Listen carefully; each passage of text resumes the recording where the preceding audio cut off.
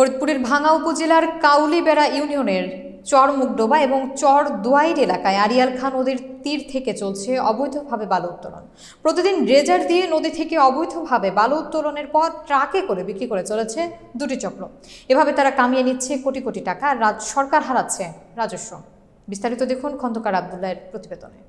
বালু উত্তোলনের ফলে নদীর তীরবর্তী বাড়িঘর হুমকির সম্মুখীন হয়ে পড়েছে, রাস্তাঘাট ভেঙে যাচ্ছে। এলাকাবাসী জানায় এলাকার দুইটি শক্তিশালী গ্রুপ বালু উত্তোলন করে আসছে। একটি নেতৃত্ব দেয় রিপন এবং অপরটি নেতৃত্ব দেয় নাসিরাবাদের সাবেক চেয়ারম্যান শাহজাহান। অবৈধভাবে বালু উত্তোলনকারীদের বিরুদ্ধে দ্রুত ব্যবস্থা নেওয়ার জোর দাবি জানান তারা। এ বিষয়ে ভাঙ্গা থানার অফিসার ইনচার্জ মোহাম্মদ মুকসেদুর রহমান বলেন, এ বিষয়ে তিনি ঊর্ধ্বতন কর্তৃপক্ষকে অবহিত করেছেন। এলাকাবাসী কোনো অভিযোগ করলে তিনি আইনগত ব্যবস্থা গ্রহণ করবেন। রাস্তাঘাট নষ্ট হয়ে যাইতেছে, ব্যবসা করতেছে, আমাদের তো একটা চাহিদা আছে, আমরা ব্যবসা বাণিজ্য করতে চাই, বাই করতে চাই, আমাদের সেই ক্ষেত্রেও বাধা। এবং মাঝে মধ্যে চর পইরে নদী বন্ধ হয়ে যায়, নৌ চলাচলে বিঘ্ন ঘটে। সেই ক্ষেত্রে এই চর অপসারণের জন্য সরকার যদি ইজারার বন্দোবস্ত করে তাহলে সরকারি রাষ্ট্রীয় কোষাগারে টাকা যায়, প্লাস বালি যারা বিক্রি করে তারাও বৈধভাবে ব্যবসাটা করতে পারে, আর এলাকারও কোনো ক্ষতি সাধন হয় না।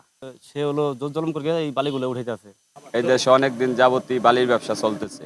এই ব্যবসাটা করত ফরিদপুর 4-এর এমপি নিকচন চৌধুরী সাহেব, তার ছাত্র সবাই এই ব্যবসাগুলো করত। এই ব্যবসাগুলো যারা এভাবে চালাইছে তারা এখন সবাই পলাতক। কিন্তু এই যে মাইনুল ইসলাম রিপন খান, তিনি পলাতক না, তিনি তার বিভিন্ন দিক দিয়ে প্রভাব আছে, সেই প্রভাব খাটিয়ে এলাকায় রয়ে গেছে, প্লাস বালি উঠে ব্যবসা করত।